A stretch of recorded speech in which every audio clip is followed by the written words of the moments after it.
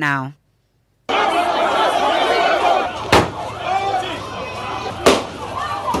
So what you're hearing are sounds from the Volta region where protesters from 4 communities near Hohoi clashed with traditional warriors during a protest over their exclusion from the recent parliamentary election. So the protest involving aggrieved persons from Santro Kofi, Akpafu, Lipe and Lolobi turned violent after some warriors from Hohoi prevented the march by mounting roadblocks at B at Temvi. Now it took police and military intervention to quell the violence. Here's Volta regional correspondent Fred Kwame Asare with details of what happened. Will not allow the protesters to walk or the protesters to enter Hohoi proper and then head to the EC office to present their petition. Their reason being that prior or before in 2018, before they create the Oti region, people or traditional authorities led by the late paramount chief of the B traditional area, Togbejan Gabushi, led some chiefs and then residents in the Hohoi traditional area to make a point, and that is they want to be part of the Oti region.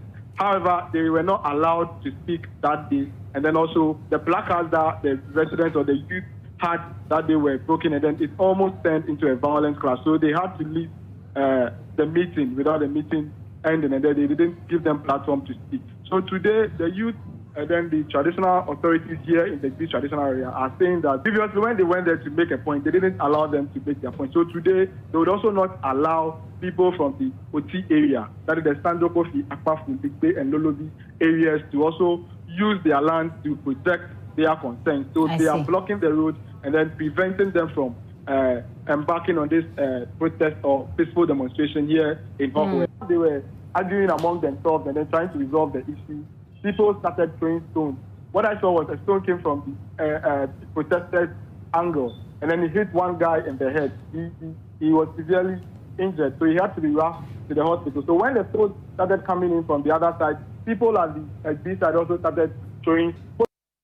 That's our Volta regional correspondent Fred Kwame Asare reporting earlier on the Pulse. But let's bring in the Hohoi NDC chairman there, George Bright Ami Bansa. He's the NDC Hohoi chairman. Thank you very much for your time here on Newsnight, sir. So walk us through what exactly led to the clashes today.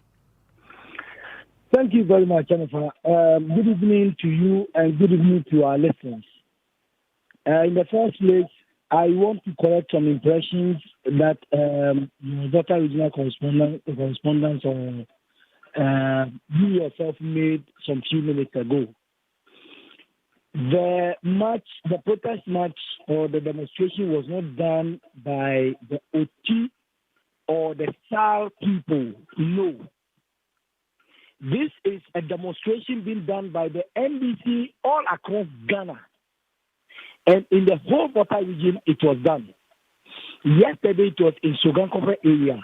Okay, so let's just give me that clarity again. So today's protest was not by just the Santro Kofi, Akpafu, Lolobi, Likbe residents to protest why they didn't participate in the parliamentary elections. This is part of the national protest being embarked on by NDC supporters. Exactly. Okay, thank you very much for that clarity. So let's move on.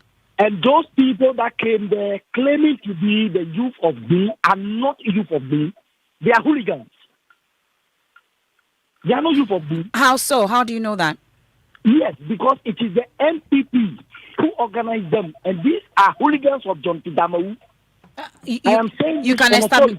What is the authority on which you're saying this? I am saying this because I am a citizen of B and from a royal family for that matter. And so you know every resident of B? Not every resident. I'm not saying residents. I'm saying citizens. And you say that these persons are not citizens of B. They say they are youth of B. Most of them are not citizens of B. They are MPP members. The MPP members cannot be citizens of B. What exactly are you saying? MPP members. You have NDC members as citizens of B, and you have MPP members as citizens of B. I'm talking about the people that came to do that thing. So where are they from? Where are they from? Hooligans. Where are they from? They are hoodlums. Where are they from? Some of them even came from Togo. I hear I brought them to town for a celebration or something. Are the land borders not closed? You ask them. No, you are saying it. Because what I'm told is they are the B people he youth, brought. and you are telling me they are not look B for youth. videos and send to you. And that drum, that people doing that drum are coming from Togo. So how do you know? How do you know that they are coming from Togo? You know them? You know these hoodlums you are talking about? I don't know them to people coming from the Hohwe area. And you, but you know that they are, no, you can't go on. You've made some allegations that you need to clarify, because you are telling me on authority that they are not B youth, but they are from Togo, and you are unable to tell me how you know that they are. Some of them.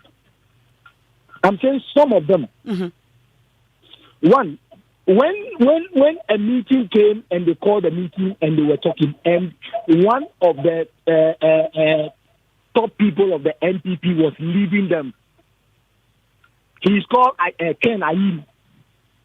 He said it is the South people that are coming to make the demonstration, and they were not going to allow the South people to do demonstration. And I asked him, is Hohwe not a cosmopolitan area? Therefore, it is an area where every type of people from all Ghana and people outside Ghana who are aliens in Ghana are also settling in Hohwe.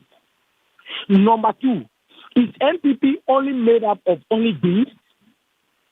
Is NDC also made up of only Beans? These two parties are not made up with only citizens of Benin. Okay, so moving away from the citizens of Benin and whether they are not, I'm told you are unable to present your petition today because you were blocked by some youth leaders. Tell us a bit more about that. How did you end it all? Good. For me, what I needed, I was given, and I even got more than what I needed. In a sense that. Initially, your reporter was not even there. When the whole thing started, the reporter came. Mr. Banza, what exactly are you saying? That our reporter was not there? You saw every reporter from the beginning. When we started the work, what I'm saying, MFR, can you please listen to me? Because you're saying things you don't know about, so I need to ask you. Yes. When we started the work, we didn't know of Joy FM reporter there. But when the whole thing started, we got a lot of media reporters around. So we had the media coverage that we needed. Do you know every reporter here at Joy FM? I know most of them. You know most of them. Thank you. But you don't know all of them. Are branded. Most of your reporters, you know very well that there have been attacks on media personalities, especially those from multimedia. So if you didn't see him branded in multimedia or Joy News or Joy FM, how then do you see on authority that our reporter was not there and was reported? Mr. Ami, I would have to leave it here because it looks like you are making a lot of allegations that you are unable to substantiate. So we would have to just leave it here. We're hoping that we could have a fruitful discussion, but you're making it impossible for that to happen. That's George Bright Ami Banza. He's the NDC constituency chairman for Hohwe. Meanwhile, the Supreme Court has set January 4 as day to hear legal arguments in the case that will determine whether or not Energy Minister John Peter Amewu is sworn in as MP for the Hohwe constituency on January 7. Now, there is currently an injunction granted by a whole High Court barring the EC from gazetting Mr. Amewu as winner of the polls. Now, this injunction was granted after some residents of Santrofi, Akpafu, Lipe and Lolobi argued failure to vote in the just ended parliamentary elections amounted to a breach of their rights. Deputy Attorney General Godfred Yeboadami, however, argues that the High Court erred when it granted the injunction and wants the Supreme Court to set it aside. Now, the court today granted Mr. Dami's request to have an earlier hearing to ensure the matter is determined before January 7. Court correspondent Joseph Akablay has more. The Attorney General is asking the Supreme Court to rule that Justice George Buedi of the Ho High Court erred when he granted an injunction against the gazetting of John Peter Amewu as MP-elect for Hohwe.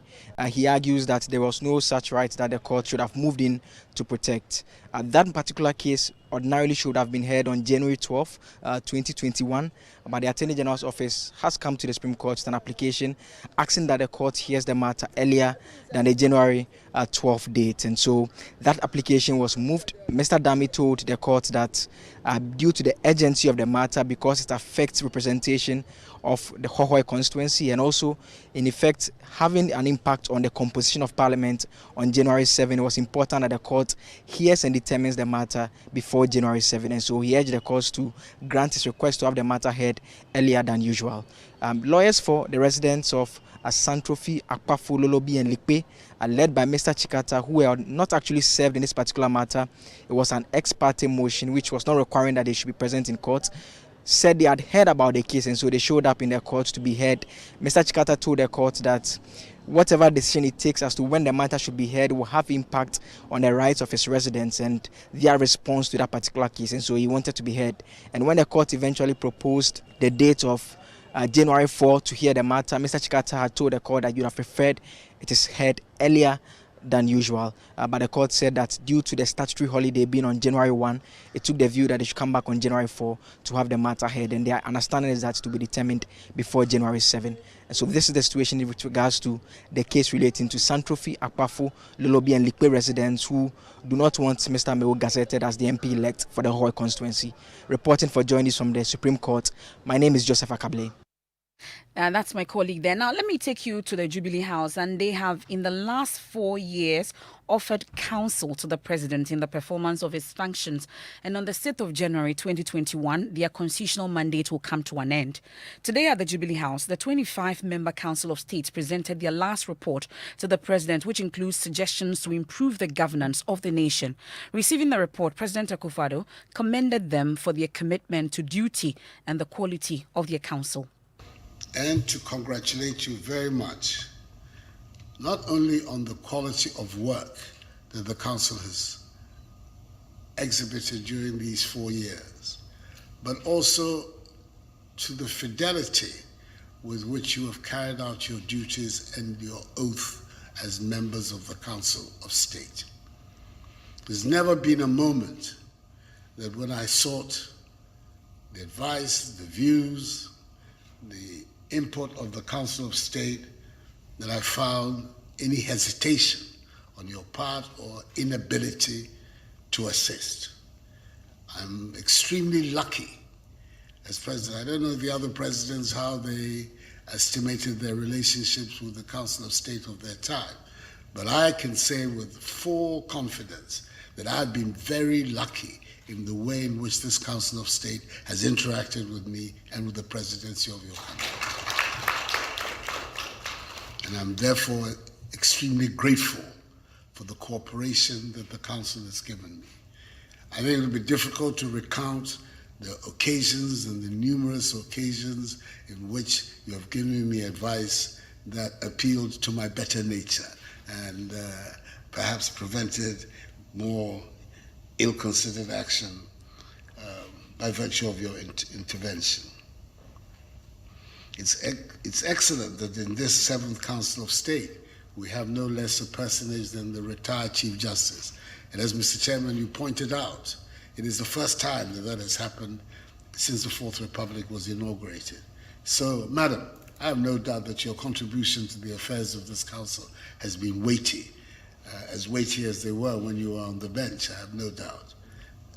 But it's good that at long last, the full constitutional composition and makeup of the Council has been fully established. It's extremely welcoming also to receive this third and final report of the Council. I've read assiduously the previous reports, as I will this one, and they continue to contain many suggestions that can improve the governance of our country. Now, the chairman of the Council of State, Anotu Sribo, applauded the president for his openness during consideration of issues that came before the council.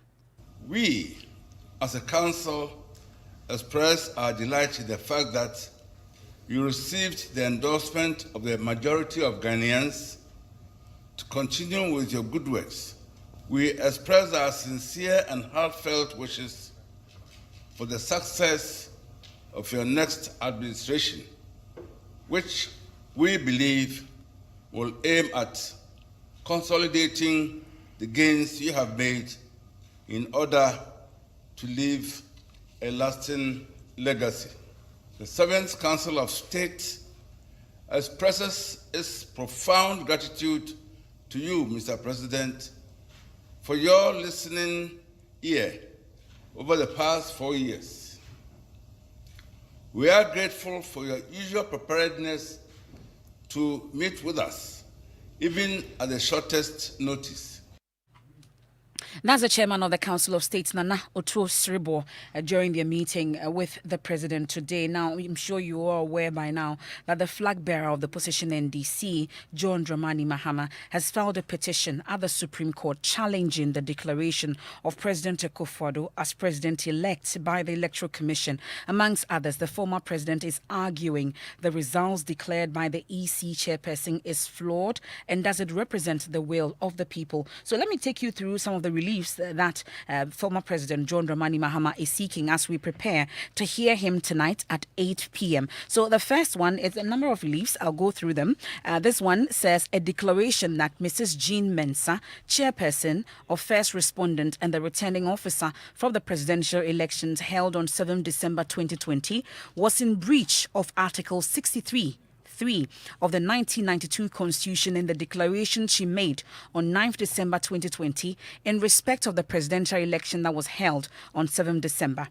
2. A declaration that, based on the data contained in the declaration made by Mrs. Jean Mensah, chairperson of First Respondent and the returning officer for the presidential elections held on 7 December, no candidate satisfied the requirement of Article 63(3) of the 1992 Constitution to be declared president-elect.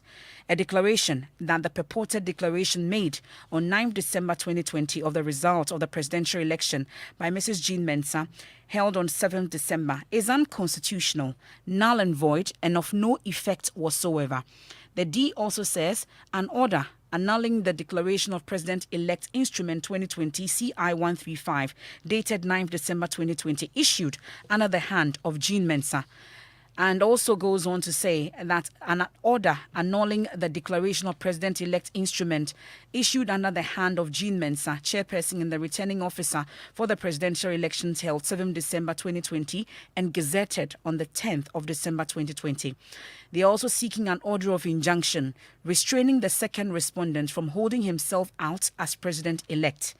F says an order of mandatory injunction directing the first respondent to proceed to court proceed to conduct a second election with petitioner and first respondent as the candidate as required under Article 63(4) and 5 of the 1992 Constitution. It ends by saying that the number of witnesses that petitioner intends to call is 5.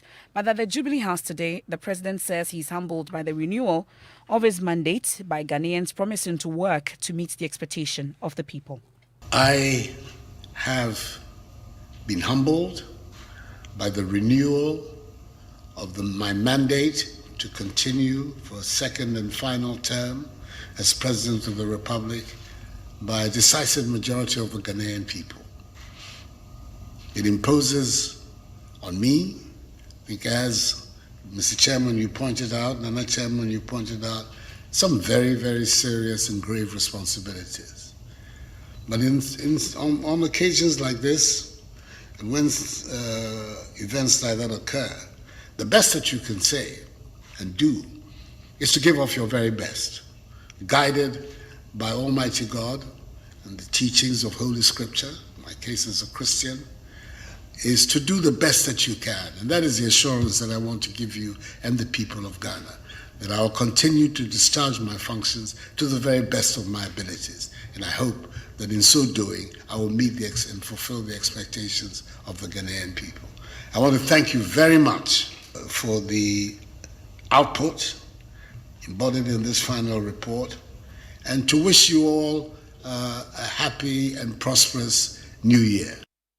Well, now, Presidential Affairs Correspondent Elton Brobe was at the Jubilee House. We are told that the president is currently having his last cabinet meeting with his appointees. Elton, so first, earlier we're talking on top story about the mood and the president's demeanor once he heard that the former president has finally filed that petition at the Supreme Court. What exactly was it? So his first public engagement was with the Council of States. He came into the office around 10 a.m., went to the fourth floor, then came down to the banquet hall to meet with members of the Council of State. After the opening ceremony, they went into a closed-door session. And clearly, looking at the faces that I saw this morning at the Jubilee House, all of them were waiting to hear the outcome of the NDC's action on whether or not they were going to file a petition. And when they filed after midday, the president went into a meeting with members of his cabinet, and I'm told that the meeting is actually underway. I've been trying to get information from ministers close to the president. All my calls went to their drivers, and I'm told that the meeting is currently still ongoing. Among the issues they are discussing, they are reviewing the whole year. And because this is likely to be the last official engagement the president is having with the ministers before the year will come to a close. And I'm told that among others, the president is thanking them for their service to the nation. And then there's the possibility that some may not come into government as ministers in the second term. So there's a formal thank you service which is underway at cabinet. And then more importantly, they are also considering a technical report, a technical team that was set up to advise government on the way forward as to the reopening of schools from January. Remember that schools were closed on the 16th of March this year in response to the spread of COVID-19. The committee, the technical committee, will present their report. Cabinet will look at it, and they will make a final decision on the way forward as to whether government will reopen schools in January or not. It will depend on the technical committee recommendation whether or not those resolutions will be adopted by cabinet. But for now, my information is that the State Protocol Department, working closely with government, they've already extended an invitation to some heads of states across the world to participate in the swearing-in ceremony of President-elect Nana Dankwa Akufo-Addo on the 7th of January in Parliament. So for government, they are focused on the fact that the EC declared President Akufo-Addo President-elect until anything changes. That is the status quo they are working with. Well, Elton, and the countdown is on to 8 p.m. Tonight. We're expecting the former President, John Dramani Mahama, to address the nation. Well, there was a statement earlier. I'm sure we're wondering why we haven't spoken to the legal team of the NDC just yet. So that statement clearly directed that the number of these personalities, about 9 of them, including Marietta Brewer-Piopon, Dr. Dominic Ayene, Dr. Abdul Basit Bamba, Alex Segbefia, Abraham Amaliba, Sami Jane Fika, Chris Samoa, Joyce Bawa Mokhtari, Godwin Eduji Tamaklo. They can only speak after the petitioner's address to the nation tonight. And we followed up and tried to speak to some of them, both on Top Story and Newsnight. But that will not be possible until after that address by the former President, John Dramani Mahama. So we'll keep you posted as and when that happens. It will be on all our channels here on Joy 99.7 FM, Joy News. And when we return from business, we'll talk about the protest over remuneration for teachers and undergoing CCP training as participants in a Kumasi boycott ongoing workshop. And then also this has happened elsewhere, but also we'll tell you about that Ghana Education Service engagement with teacher unions and education interest groups over reopening of schools in January. Some have already started pushing for the reintroduction of the shift system, but that will be after business with Elton Broby. Elton. So if I coming up, I will tell you about the National Insurance Commission extension of the deadline for the minimum capital requirement. I'll also tell you about the 20% charge on all imports that will come into the country beginning January 1. More after business, brought to you by MTN and Kingdom Books. 1, 2, 3, 4. Oh, don't worry, Grandpa. There are still 5 ripe and 15 unripe mangoes on the tree. That's my boy. Grandpa, it's still 1.2 kilograms of rice in the container. My boy. And how much credit did I spend last week? Well, you spent 5 CDs on calls, 2 megabytes on data, and you sent 5 SMSs. We are the first network that tells you exactly what you have spent and when you spent it. Dial *156# to access your statement on MTN. We are good together. We day for you everywhere you go.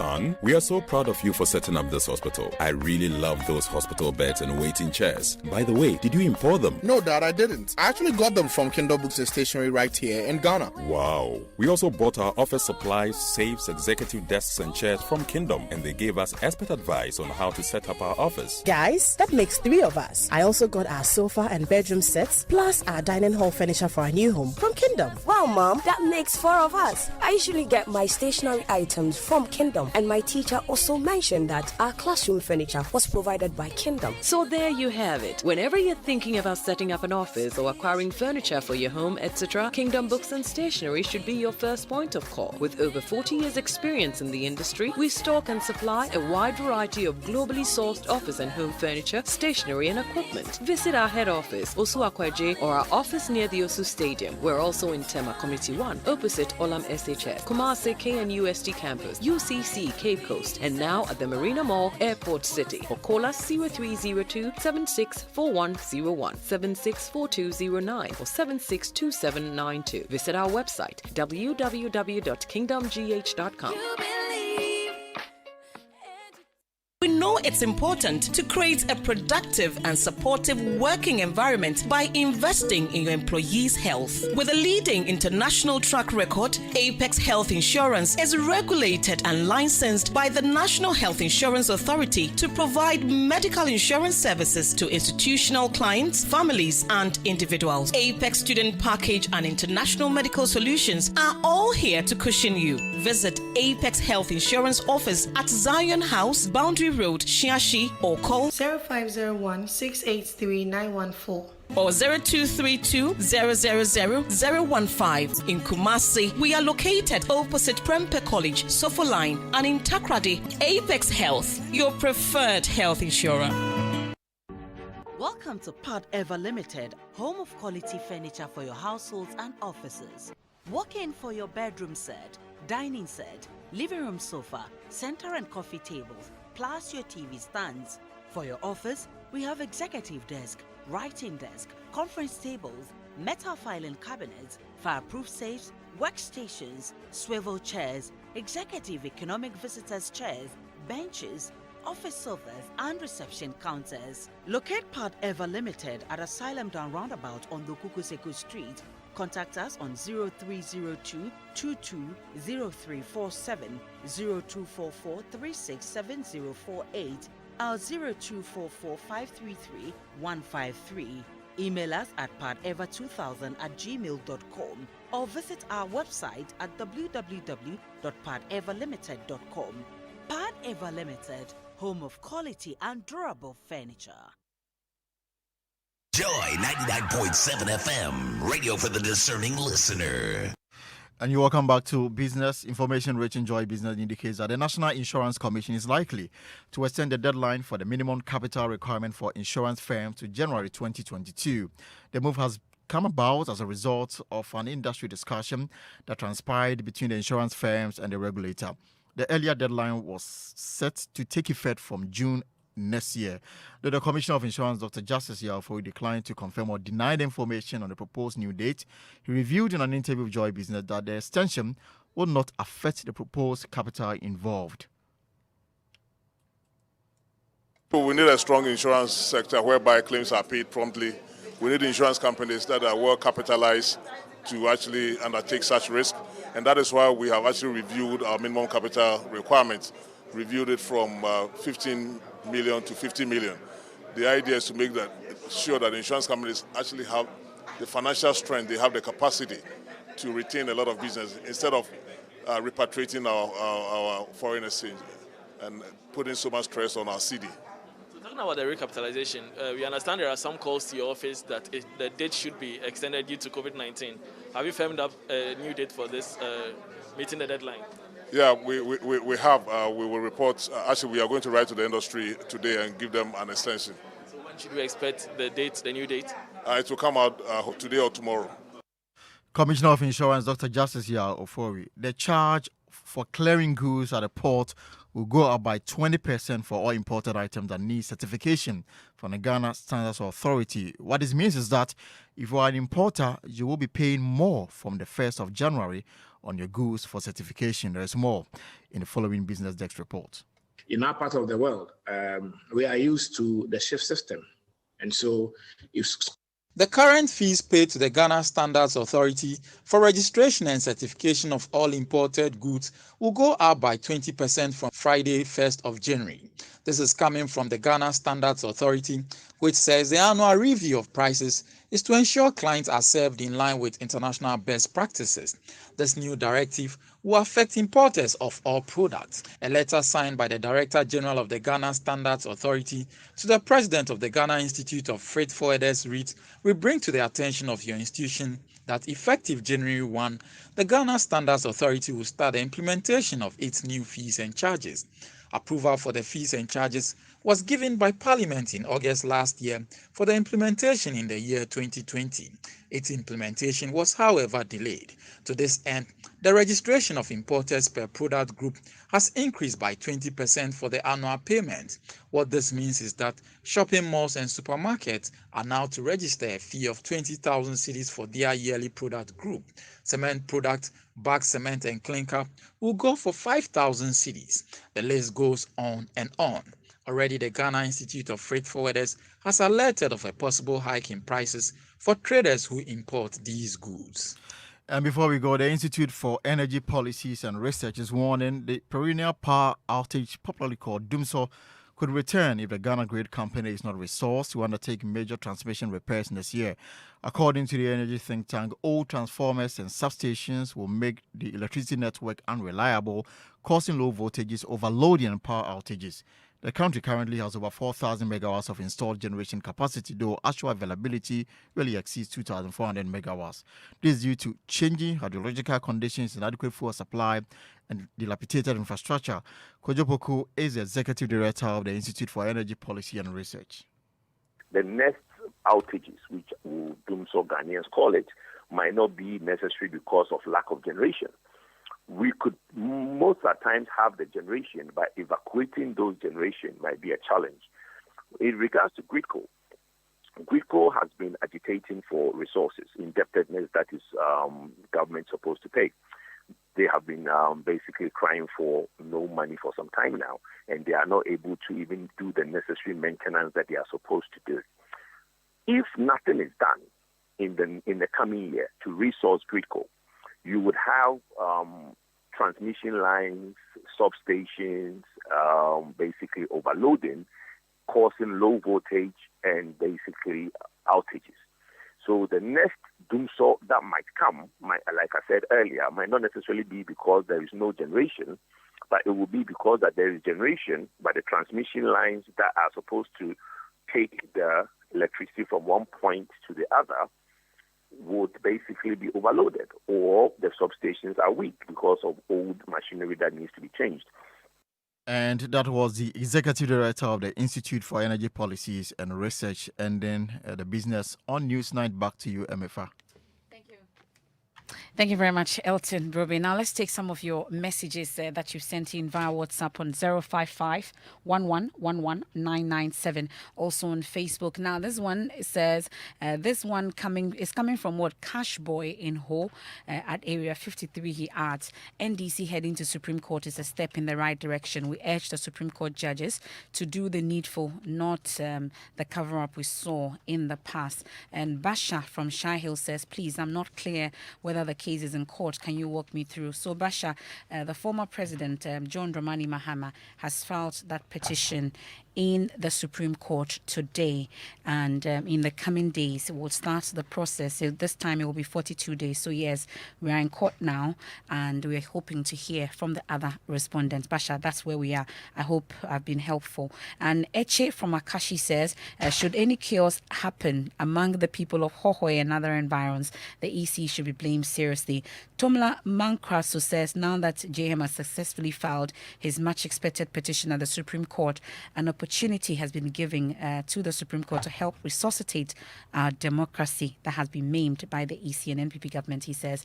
Now, Kusi Edrisu Bisiase says the perpetrators of injustice, the street demonstrators, and burning of Loritas in a deliberate attempt to create anarchy, commotion, and a state of pandemonium in the House of Justice. Will our streets now be cleared?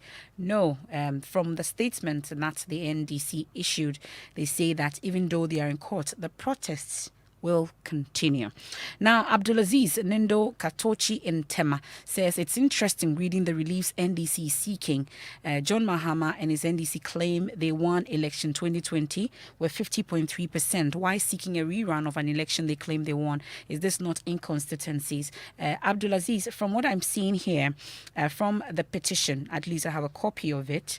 I'm not sure I see that John Mahama says he won by 50.3%. So a portion of it I can quote to you.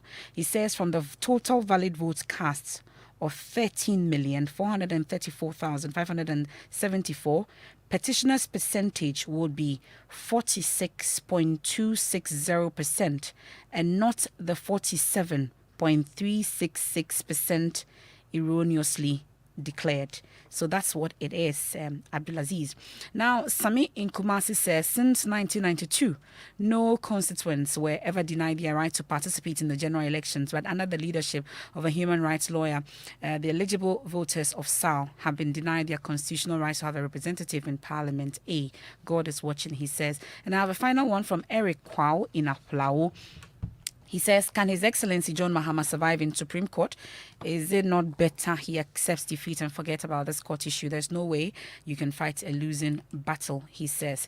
This is Newsnight here on Joy 99.7 FM. Some of your comments, you can keep them coming in. Let's turn our attention to the education front now. And teachers participating in the ongoing Common Core Program, CCP workshop at the KNUST Center in the Ashanti region have boycotted the session over what they describe as unfair treatment. The workshop is organized by the Ghana Education Service to engage the teachers on the implementation of the new curriculum for junior high school students. On Tuesday, some teachers in Tamale also boycotted the workshop over similar reasons, arguing they deserve better than the 200 Ghana cedis the GES is giving them as remuneration for the 5-day workshop. They are threatening to continue the boycott of the workshop until the allowance is adjusted upwards. The problem is that we were called to come and have a program, that is a new curriculum, which the government wants to introduce together with the foreign aids and the foreign donors to make our education a better one. We came on the 26th. We were expecting that, taking the Christmas into consideration, we were going to be giving us they were going to give us something better. Only to be told 200 Ghana cedis.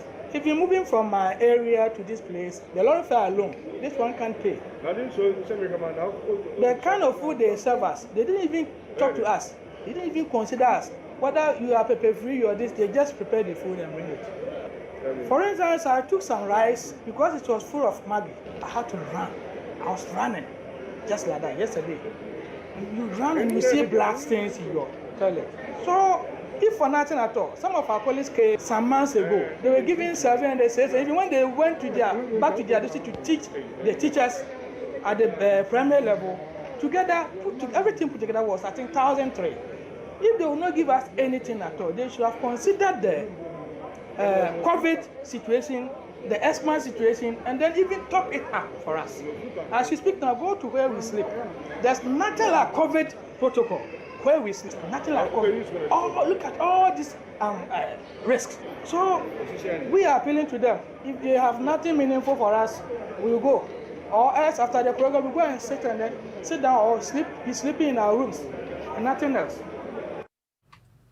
So some teachers there in the Ashanti region. Now, my colleague Kwesi Debra has been following this. He joins us with the latest development on this. So Kwesi, we had the lamentations of these teachers. Did anything change? Yes, around 3 p.m. there. When I was there, that was around 11 a.m. When the directors heard of the situation, they came around and tried to convince their teachers to as a way to the class. And, this is the last session. That's today and tomorrow. That's a practical session. So there's not pressure. So around 3 p.m. they were convinced to come to the class. Most of them had gone to the hostel, right? So they were recalled and they came back to campus. But some of them also remained in the hostel. They were not convinced enough to come back and continue with the classes. So that's what happened. Okay. And we spoke with some of the teachers. What they told us is that, yes, so they went for a candidate, and that's talking about a director position whilst we are in class, and they were waiting that when they are done, they are still, the meeting is still ongoing, and when they are done, they are going to reconvene them, trying to tell them that they've been able to come to a very good conclusion where they will be paid the rest. I think they will be paid full after they took up their city. So what the teachers told us was that when after there was a conversation that when they are not convinced enough, they are likely not return to Plaza tomorrow. Okay. Kwesi Debra there. Thank you very much. And that's my colleague Kwesi Debra on the situation in the Ashanti region on that training program is the Common Core program for the junior high school students, that new curriculum introduced by the Ghana Education Service. So they're training, this is a training of trainers workshop, and the teachers had cause to complain. I told you about the situation also in the northern region. There were similar protests yesterday. Correspondent Martina Bugri joins us on the line. So Martina, it was day 3 of the training program yesterday that the teachers boycotted. Do we know whether they returned today? Yes, they returned today to the training, and the training went through today.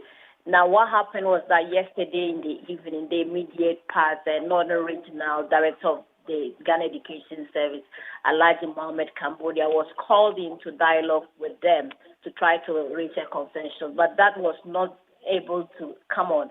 They didn't reach any agreement. And so this morning, the various district directors of education across the northern Savannah and the northeast regions were called in to meet with their various teachers they had sent for the training.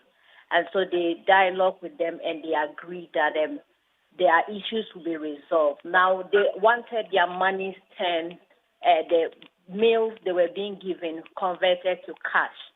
But they were told that the caterers had already bought the food and those contractors to do the cooking, and so that could not be done. But the 200 Ghana cedis, they were demanding an increment, something could be done about it. And that was the agreement they reached, and they went back to the lecture hall. But yesterday we are told that they also, the leadership of the teachers met with NAT and presented their petition, who they say that they have given it to the national level and it's been dealt with. That's my colleague Martina Bugri there reporting on that situation in the northern region. So we're hoping to reach the Ghana Education Service on this, but we'll stay a while longer on issues relating to education, because Joy News is learning that the Ghana Education Service is in talks with the teacher unions and education interest groups of a proposal to reopen all schools in full scale. Now, according to sources in the meeting, these proposals has become necessary because over 640,000 children under 4 have reached the school-going age and must be in class or risk staying at home much longer. Well, the General Secretary of NAT, Thomas Musa, joins us on the line. He's been part of that meeting. He joins us live. Thank you very much for your time here on Newsnight, sir. So you've been meeting, stakeholders, you've been meeting on this particular issue. Tell us what the outcome of that meeting was. Okay, thank you very much. And let me use this opportunity and greet all your listeners this evening. No, we can't even hear your greeting. Mr. Musa, you would have to reposition yourself, please, and then we can have the conversation. So let's try again if Mr. Musa has a better connection. Hello, Mr. Musa. Hello, can you? Okay, it's much better. We heard you greet. Now you can tell us what Hello, the meeting... Can you hear me now? Yes, I can hear you now. So tell us about the outcome of the meeting. Yes, the issue at stake, like I'm saying, good evening to your listeners and to your good self. And regarding the outcome of the meeting and all the things that came up, which officially be communicated to the entire members and also to the public regarding the way forward. But I can give some synopsis of what really took place. Number one, we identified the issues that is confronting the nation at this particular time. Number one has to do with the fact that we have around 640,000 children who are waiting to enter KG. Now, that means that there should be a movement. When I say movement, those in JHS2 should be able to move to JHS3, and those in JHS1 should be able to move to JHS2 up to the KG level, so that those in KG now should be able to move to enable us admit that new generation that will be coming. That's about 640,000 children. So if there is no movement, it means that they cannot be admitted. Now, the danger there is that you have children who are 4 years old to go to KG. So if they cannot go to KG this year, it will simply mean that they will have to wait until they are 5 years old before they can come to KG, because they will have to we will have to delay them for a whole year, by which time they will 5 years, and that will affect the academic and their entire education. And so we need to realize that something needed to be done. Number two, the issue of child labor came up, because I think we made some kind of gains as of the 2014 figures that came before, that out of every 500, so out of every 5 children, you see one is to child labor. And because of that, we needed to do something about it. And we've been working towards it, and we've made some gains. But because of the COVID and the closing down of the schools for almost about 10 months, some of these children have gone back to the child labor work, which is something that we told ourselves that we don't want them to go. And when the time you meet the children, you ask them, what are you doing? They say, school is not in session, so when school reopens, they'll go back. But there was also a proposal to run a semester program for the junior high school pupils once they reopen. Tell us a bit more about that. We are told it's to improve contact hours for teachers. Yes, regarding that one, you will realize that we have lost 2 terms already. When school reopens next academic year, that will be next year, you will realize that we closed down schools in March this year. And because the schools were closed down in March this year, I will say that we were able to make some gains in the second term. At least as for the second term, we made some gains there. But we lost the entire third term, and we've lost the entire first term. Okay. Because we should be in the first term by now. But what did the GES say about that proposal? So exactly. So the issue is that we needed to find ways of recovering the 2 terms that have been lost. And the measures that they've put in place to help us recover these 2 terms is to run a semester system, and the semester system will be for JHS. Okay, just for JHS. Only for the JHS. Okay, great. But finally and briefly also, Mr. Musa, we are told about a shift system to accommodate all the students, and also for the COVID-19 protocols. Was that also accepted? Yeah, you see, regarding the shift system, there are some schools that because of the numbers, if we ask them all to go there, there'll be some kind of congestion there. Okay. So the issue is that where the numbers are huge, then we need to look at the issue of the shift system. But like I've said, all these things will be put together and a statement will be issued. Okay. We're grateful then. That's Mr. Thomas Musa. He's the General Secretary of the Ghana National Association of Teachers, NAT.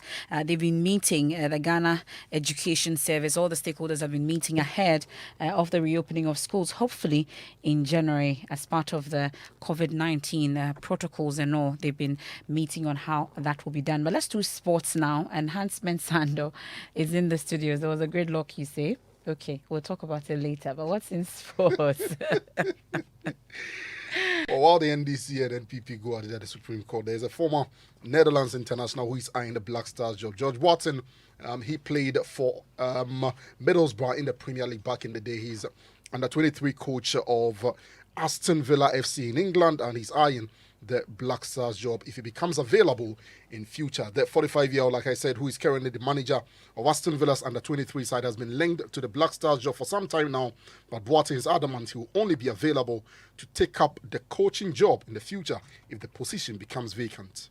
If the Black Stars need me, I will always be available. I've always said that, and I would always help. I have a very good relationship with the GFA, with Mr. Okraku and the Vice President, Mr. Mark Addo. They are doing a great job now, and I've always indicated that if they need my services, I'm always able to talk. And if we can then come together and put our heads together and achieve and agree on something, that's perfect. But yeah, there will definitely be an interest to one day to manage Black Stars. That's George Watson, who's a former Netherlands international. And Manchester City's training ground has reopened after their first team bubble produced no new positive COVID-19 test results. City's players and staff were tested on Tuesday while the club's training building underwent a deep clean.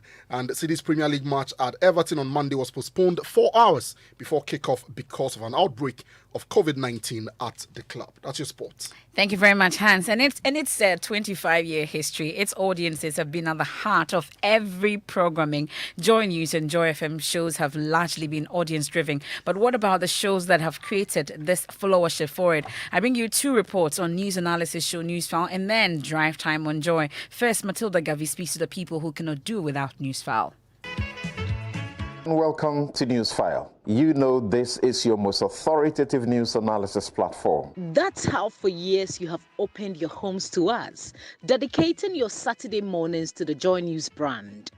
Newsfile has been a household name and a reference point for discussions around the most crucial issues confronting the nation. We will not be discussing this matter because it's so petty.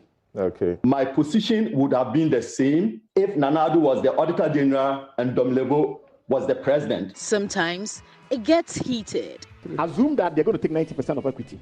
How much profit are you going to make on that box side to pay your $400 million to the... It makes absolutely no sense. Thank you very much. Other days, it's just thrilling. Guys, Esla, John, please help us to wish Kweku Bako a very, very, very happy birthday. No matter which side of the divide you belong, we give a fair hearing and have you ask your questions. And what about the Yo-Yo Nation, the virtual community whose love for Drive Time on Joy remains unfliction? Mapito Sibidi reports. So you can tell everybody. Yeah, you can tell everybody. When you're tuned in to Joy 99.7 FM and this song plays, you already know it's time for the best late afternoon show on radio in Ghana. Drive on Joy has over the years commanded the airwaves with a unique voice, impeccable fashion sense, and memorable laugh. Lexus Bill has won the hearts of many listeners. Over the past 6 years, it's been an exciting show. It's been amazing. I mean, we've got very interesting experiences. But the most exciting part of the show is when we get to hear from you. So I listen to Drive on Joy with Lexus Bill because the worship on Monday really sets my mood for the week. I enjoy listening to Drive on Joy simply because Lexus gives the show this sort of vibe and feel like I like so much. 3 hours of inspiring messages, fun-filled content, stimulating conversations, and music to suit your mood. There's no reason why you wouldn't want to listen to Drive on Joy with Lexus Bill. can tell. And like they say, it's yo, yo, yo, yo, yo, yo, yo. And that's how we wrap up tonight's edition of Newsnight here on Joy 99.7 FM. I am Emefapo. And tonight on Strong and Sassy is Women in the Pandemic. And one woman who has been at the forefront of the pandemic is Gifty Andopia. And she's your host tonight of Strong and Sassy. Where would you rather be? Do stay.